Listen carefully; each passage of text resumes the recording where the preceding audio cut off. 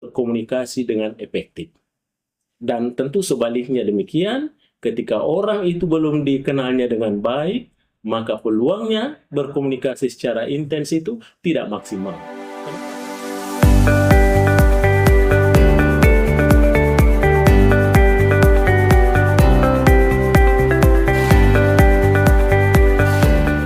Assalamualaikum warahmatullahi wabarakatuh.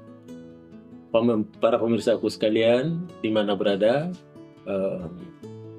tentu saja saya berterima kasih karena selalu mencermati, selalu menonton, selalu mencari-cari informasi terkait dengan fenomena-fenomena komunikasi. Dan tentunya kita sudah sepakat bersama bahwa channel ini tentunya berbicara tentang di seputar komunikasi. Baik para pemirsa sekalian, selamat jumpa kembali dengan Mr. Koronis, komunikasi romantis dan humanis.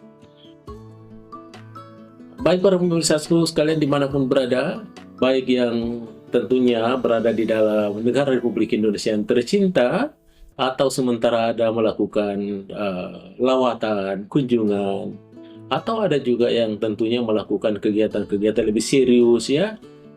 Boleh jadi dia pertukaran pelajar, pertukaran mahasiswa, atau beranjang sana ke sana ya, ke negara-negara tertentu di belahan dunia ini. Tapi tentunya perlu dimaklumi, tentunya perlu kita sepakati bersama bahwa ketika melakukan perjalanan-perjalanan seperti itu, tentu tidak pernah lepas dari persoalan-persoalan komunikasi. Baik berkomunikasi dengan temannya sendiri, teman kelompoknya, berkomunikasi dengan lingkungannya, atau berkomunikasi dengan lain tempat, lain orangnya, lain negaranya. Ya, dan tentunya ini memerlukan satu kecermatan, memerlukan satu pemahaman, melakukan komunikasi-komunikasi tersebut. Sehingga tentunya diharapkan adalah komunikasi yang dibangun nantinya itu adalah komunikasi yang efektif. Bagaimana itu komunikasi yang efektif adalah ketika pesan yang disampaikan itu dapat dipahami dengan baik oleh komunikannya. Ketika komunikator membawakan sebuah pesan, maka pesan itu diyakinkan bahwa dia akan sampai di komunikan dengan baik dan tentunya akan mendapat respon dengan baik. Oleh karena itu para pemirsa sekalian, di dalam berkomunikasi itu maka ada hal-hal yang perlu disepakati bersama, perlu kita cermati bersama. Itu yang terkait dengan batasan-batasan berkomunikasi. Ya, sejauh mana batas-batas kita melakukan komunikasi. Makanya inilah yang saya desain, inilah yang saya racik menjadi yang namanya komunikasi tahu batas. Tahu batas artinya batasan-batasan dalam melakukan proses komunikasi itu diupayakan dihadirkan sehingga antara komunikator dengan komunikan tidak merasa ada yang dirugikan. Baik para pemirsa sekalian, jadi komunikasi tahu batas ini adalah tentunya sebuah istilah di dalam berkomunikasi. Tahu batas itu berarti ada pemahaman-pemahaman di dalam diri kita tentunya terkait dengan persoalan-persoalan komunikasi. Artinya di mana sewajarnya kita melakukan komunikasi, menyambung bahasanya, mencurahkan perhatian, atau di mana kita seharusnya curhat, chatting ya. Tentunya ini terkait dengan yang tentunya namanya tahu batas. Baik para pemirsa sekalian dimanapun berada, pada kesempatan ini setidaknya ada 6 yang merupakan karakteristik ciri khas yang dicurigai menjadi esensi daripada komunikasi tahu batas. Artinya ke-6 inilah yang ditampilkan, yang dilakonkan, diimplementasikan sehingga kelihatan auranya sebagai sosok yang tahu batas di dalam berkomunikasi. Apa itu para pemirsa sekalian? Yang pertama adalah Di dalam komunikasi tahu batas itu artinya perlu kita menghormati privacy. Yang pertama itu adalah menghormati kepribadian seseorang. Sebab tentu kita maklumi bersama bahwa dari sekian banyak pribadi, maka sekian banyak pula tentu sikap dan sifat. Hampir di dalam setiap pribadi-pribadi itu tidak sama sifatnya. Jangankan orang lain, ya, orang yang lahir dalam keadaan kembar saja, yang kononnya mukanya hampir sama sempurna, bodinya sama, tetapi kadangkala tentu watak dan sifatnya berbeda. Itulah yang disebut dengan kepribadian. Oleh karena itu, di dalam komunikasi tahu batas, tentu harus kita memahami pribadi-pribadi yang diajak berkomunikasi. Sebab dalam komunikasi bahwa semakin banyak dikenal tentang pribadi-pribadi komunikan, pribadi-pribadi lawan bicara kita, maka itu berpeluang untuk berkomunikasi dengan efektif. Dan tentu sebaliknya demikian, ketika orang itu belum dikenalnya dengan baik, maka peluangnya berkomunikasi secara intens itu tidak maksimal. Kenapa? Karena kita ragu-ragu, penuh dengan ketidakyakinan. Siapa gerangan, di mana kampungnya, di mana alamatnya, dan seterusnya. Makanya perlunya kita menghormati privacy. Itu yang pertama, menghormati pribadi-pribadi. Yang kedua, di dalam komunikasi tak batas ini, tentunya yang diperlukan adalah kita berupaya semaksimal menghindari yang namanya konflik. Bagaimanapun juga, konflik dalam skala kecil, ya, tapi yang namanya konflik, ya tentu saja membuat kita harus berpikir ekstra untuk menyelesaikan itu. Ya, makanya tidak gampang kalau berkonflik. Soal dia memerlukan satu extra skill untuk menyelesaikan konflik itu. Kenapa sampai terjadi konflik? Ya, makanya lagi-lagi kita harus membawa misi damai.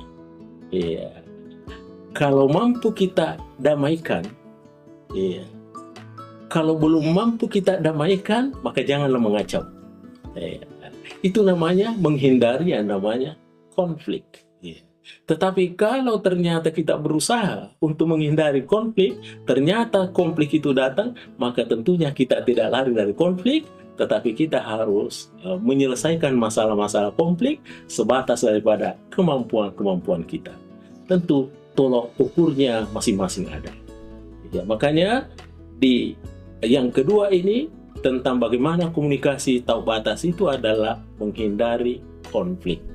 Ya. Biasakanlah membawa kedamaian, biasakanlah membawa satu renungan-renungan sejati dibanding dengan membawa nuansa-nuansa konflik yang kadang-kala membuat komunikan merasa terusik dan terganggu. Itu yang kedua. Kemudian yang ketiga, di dalam komunikasi tahu batas ini, tentunya menghadapi komunikan, seorang komunikator dengan komunikan, ya pasti ada sesuatu yang berbeda. Makanya ketika hadir perbedaan, jangan kita larut di dalam perbedaan. Tetapi kita harus berupaya bermain di area-area yang membuat kita sama. Sehingga dengan demikian tentunya bukan perbedaan yang dimunculkan, tetapi kesamaan yang semakin melebar dan semakin membesar. Ujung-ujungnya nanti walaupun kita berbeda, tetapi kita tetap indah.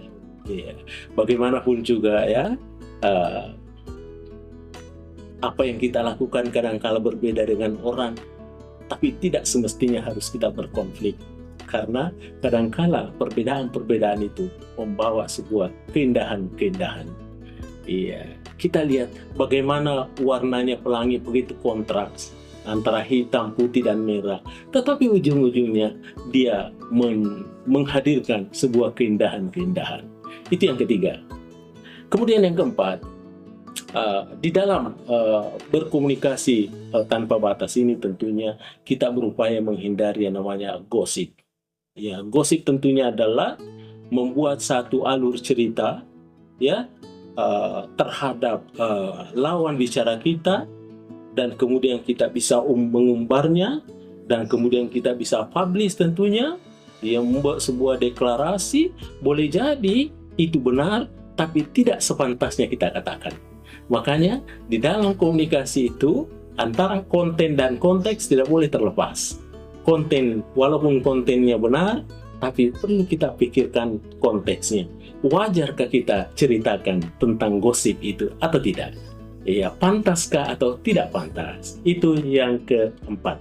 Kemudian yang kelima, para pemirsa sekalian, ya, bagaimana komunikasi tanpa batas itu?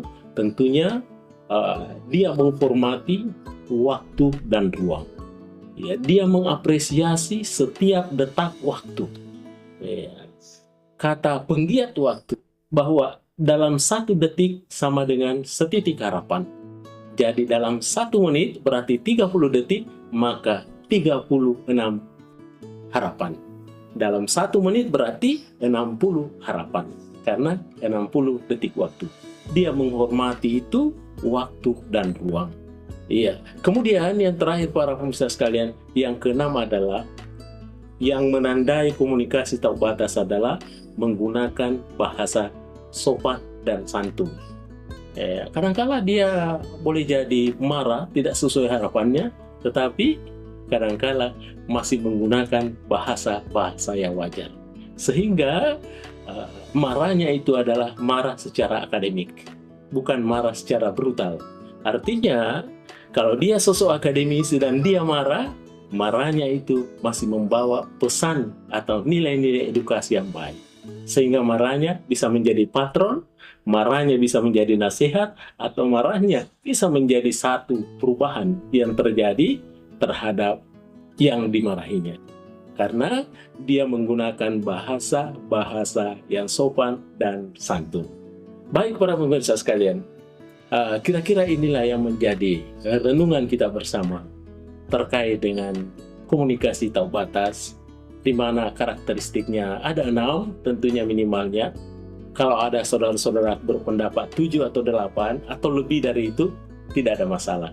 Itu merupakan satu referensi buat saya untuk menambah apa yang sudah ada. Yang pertama adalah bagaimana kita menghormati privasi. Kemudian yang kedua adalah bagaimana berupaya menghindari konflik. Yang ketiga, kita harus menghadapi yang namanya perbedaan. Dan yang keempat, kita harus menghindari gosip. Ya, dan kelima, kita harus menghormati waktu dan ruang. Dan yang terakhir, yang keenam itu adalah bagaimana kita menggunakan bahasa sopan dan santun. Baik para pemirsa sepupu sekalian dimanapun berada, terima kasih atas segala atensinya. Mudah-mudahan ini ada manfaatnya terhadap kita semua, terutama terhadap diri sendiri. Bukan berarti saya menggurui, tapi kita sharing sama-sama. Demikian, terima kasih. Mr. Koronis mengundurkan diri. Assalamualaikum warahmatullahi wabarakatuh. Mr. Koronis.